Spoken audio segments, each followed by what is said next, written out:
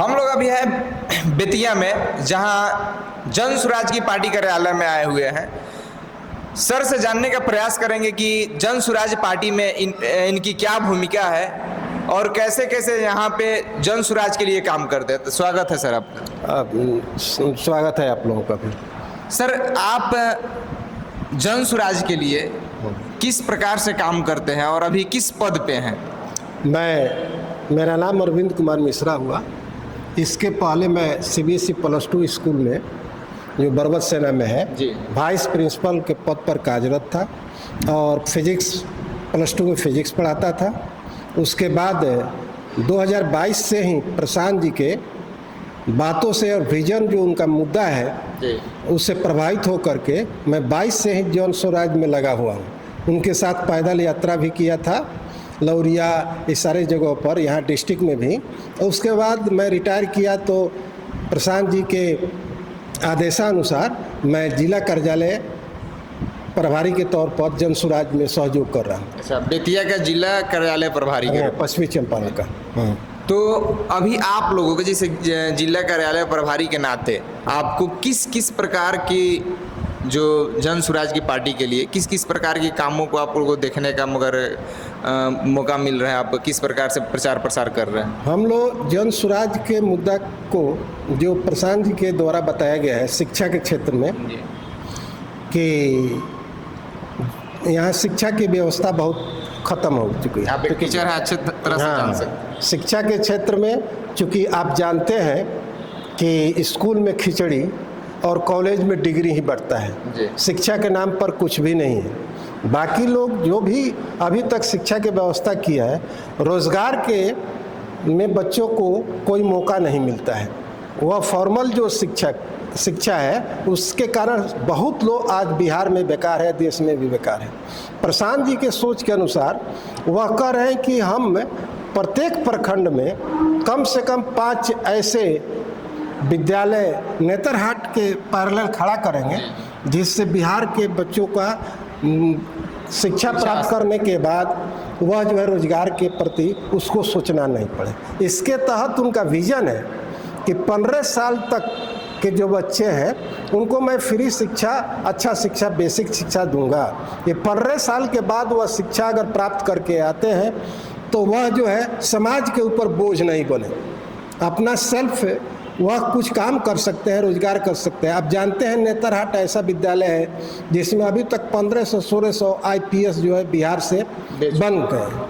तो उससे उनका सोच यह है, और जब तक यह नेतरहाट विद्यालय टाइप का या उसके समानांतर विद्यालय नहीं खुलता है, तब तक वह जो है चाह रहे हैं कि जो गरीब गुरबा का बच्चा है, यदि वह चाहता है कि प्राइवेट स्कूल में, इंग्लिश मीडियम स्कूल में पढ़ाना चाहता है, तो उसकी व्यवस्था तब तक सरकार करेगी जब तक अपनी व्यवस्था नहीं बन जाती है। इस उद्देश्य से वह काम कर रहे हैं। वह चाह रहे हैं कि हर एक गरीब बच्चों का ऐसा शिक्षा दिया जाए जिससे कि उसको रोजगार के लिए सरकार पर बोझ नहीं बनना पड़े। अभी फिलहाल बिहार के लोगों के लिए शिक्षा और स्वास्थ्य सबसे मोस्ट इम्पोर्टेंट चीज़ है।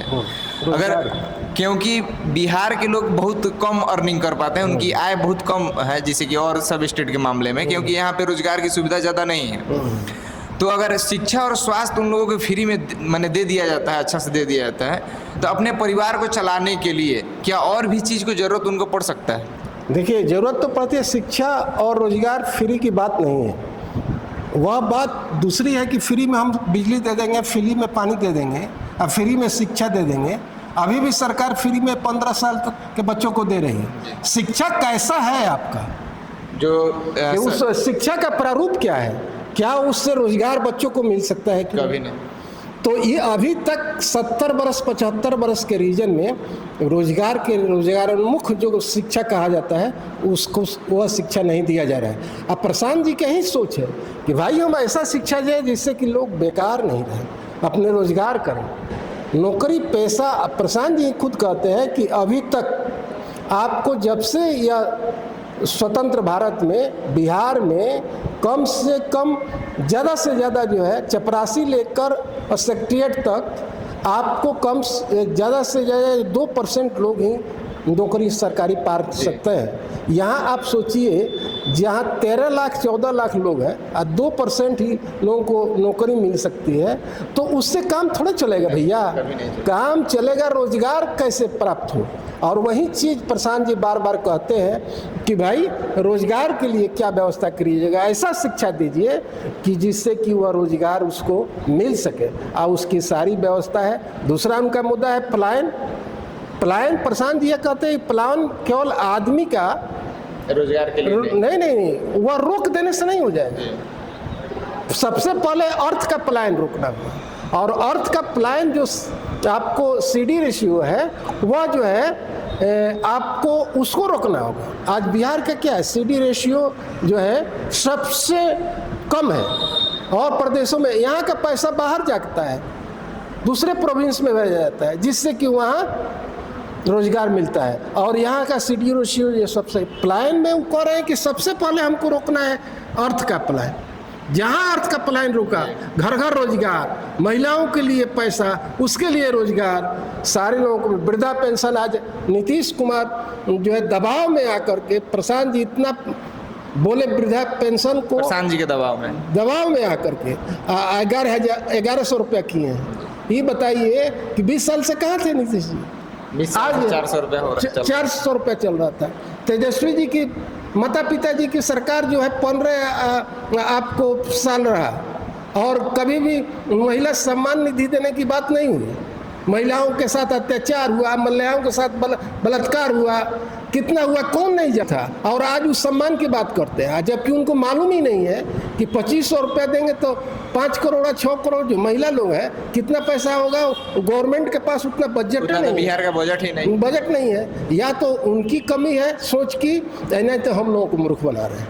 तो इसलिए प्रशांत जी जड़ पकड़े हैं। सारे लोगों को व्यवस्थित करने के लिए प्रशांत जी को कोई लालच नहीं। प्रशांत जी एक मुख्य रूप से बातें कर रहे हैं, मेरी सरकार आती है तो दारू चालू कर देंगे, शराब चालू कर देंगे। सही है। इससे अभी बिहार को नुकसान है या अभी फायदा है दारू बंद करने से? एकदम दारू बंद करने से कहाँ से फायदा है? दारू बंद कहाँ है? घर घर दारू मिल रहा है, चौक चौराहे पर मिल रहा है। सबसे बड़ी बात है कि मेरे यहाँ के जो युवा पीढ़ी है इस धंधे में लग गए। आज स्मोक, आपको गांजा, ये सब डेविएटेड बच्चे हो गए और उसी को लाते हैं और उससे पैसा कमाते हैं। आप बताइए कि ये रोजगार आप ऐसा दिए कि मेरा संस्कार ही खत्म हो गया। नीतीश जी का देन है। और बंद कहाँ है? अब तो ऑनलाइन चालू है, ऑनलाइन डिलीवरी। कुछ लोगों का कहना होता है कि एक कॉल कीजिए और दारू आ जाएगा। एक बात बताइए, 20,000 करोड़ पर साल, यही तो प्रशांत जी कह रहे हैं। शिक्षा 25,000 करोड़ कहते हैं सर। वही तो कह रहे हैं कि वो चाह रहे हैं कि यही पैसा जो धीरे धीरे हम स्कूल खोलने में लगाएंगे, शिक्षा और स्वास्थ्य को सुधारने में लगाएंगे। लोगों को सोचना है कि प्रशांत जी के जो बात है, जो विजन है, उस पर लगना चाहिए। भाई कुछ नहीं है, अब प्रशांत दूसरा कोई नहीं आएगा। एक प्रशांत आ गए हैं बिहार बदलने के लिए। इसलिए अपना तन मन जो देख रहे हैं ना, बरसात में, धूप में, जाड़ा में, गांव-गांव का धूल चाट रहे हैं। किसके लिए? हम लोगों के लिए, हम लोगों के बच्चों के लिए, पूरे बिहार वासियों के लिए, हम लोगों के लिए, हमारे बच्चे के लिए। तो आप लोग सर का सुने, और प्रशांत किशोर जी का क्या एक लक्ष्य है बिहार के लिए, बिहार को कहाँ ले जाना है, बिहार को कैसे आगे बढ़ाना है, मगर बिहार के लिए क्या क्या चीज़ें अभी आवश्यकता है, सर ने बताया। और आप लोग इस वीडियो को सुनिए और कमेंट करके ज़रूर बताइए कि प्रशांत किशोर जी का जो लक्ष्य है, जो मोटिव है, वो कहाँ तक सही है। बहुत बहुत धन्यवाद।